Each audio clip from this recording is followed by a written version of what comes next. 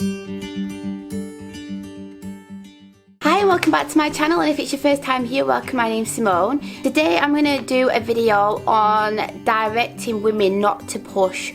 So I don't know if you're like me and you've seen documentaries before or even birthing videos, and sometimes they'll say push and sometimes they'll say not to push. Well, I found an article on this and I thought it was really interesting.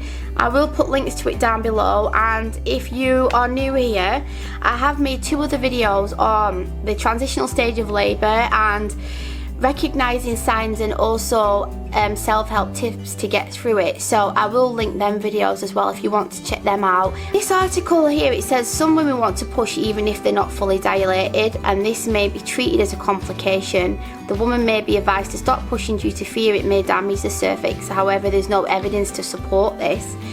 And it says here that the studies have shown that an early urge to push is a normal variation, which was a surprise to me, and it's not associated with any complications. The authors of the article that I looked at, they propose that there may be some advantages to actually pushing earlier, and sometimes some women want to push and if they've been checked they're not fully dilated. But what they've said in this study is that if the woman's wanting to push, the downward pressure may help to rotate the baby into an anterior position or assist in cervical dilation. Also, when the urge is there, the baby is pressing on the nerves in the pelvis, and the woman, they might not be able to stop it. So if a healthcare provider is telling you to stop pushing, it might be physically impossible for you to be able to do that. And also, if it is really instinctive, say for example if you are having involuntary like urges, it's not like you're physically pressing down wanting to push, so someone telling you to stop it, it could be quite stressful because you could be not trusting your own body when your body's doing what exactly it needs to do. Also, it says in the study that getting a woman to stop pushing, it might inhibit the woman not to trust her own body, and it might create fear, and it can be distressing and disempowering. In my experience, I didn't want to have any coaching or do this or do that. In my birth preferences, I made it clear that unless there was a medical necessity, I just wanted to be allowed to trust my own body.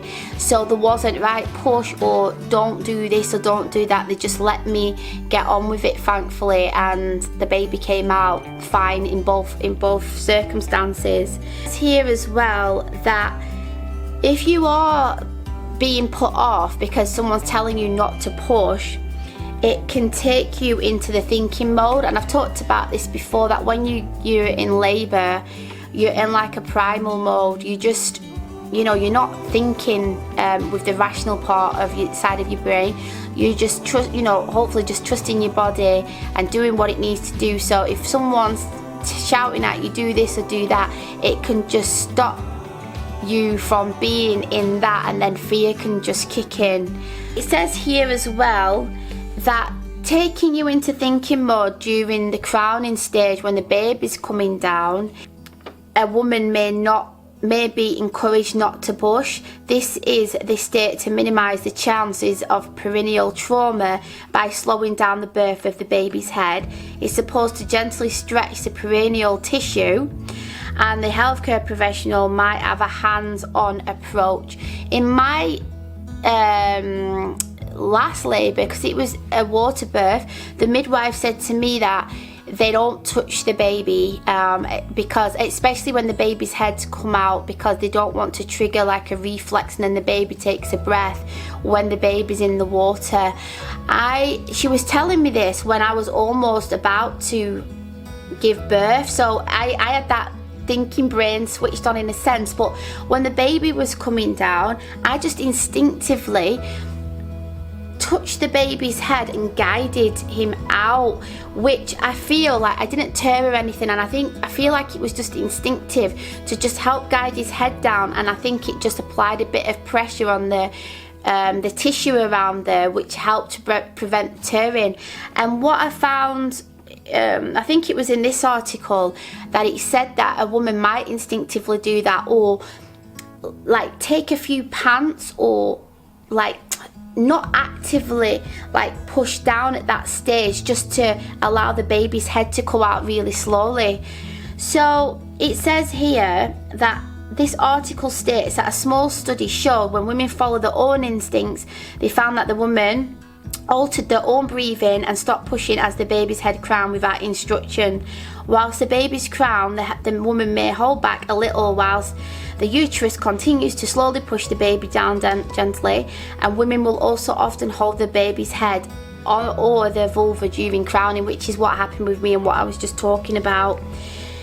And some women bring their legs together to slow it down or to have more give to the perineal tissues, and telling a woman to pant, stop pushing, etc. can distract a woman at a crucial time and suggest she is not the expert when it comes to her birth. And like by asking or putting a woman's legs up and spreading them can contradict her own natural instincts and behaviour. So I just really found this study fascinating, because like I said, I've seen it before where the woman's being instructed, and I suppose especially if it's your first birth, you want to make sure that you're doing everything right, but that could go against what you or instinctively want to do. So you've got to really trust your own gut instincts. But I would definitely, if you are in the middle of preparing for birth, speak to your health professionals about this and do lots of research. So I really hope that you liked this video, and if you found it useful, please leave a comment down below. And in my next video, I'll be talking about involuntary and spontaneous pushing in labour, unless I put that in first, I'm not sure yet. Thanks for watching, and I'll see you next time. Bye!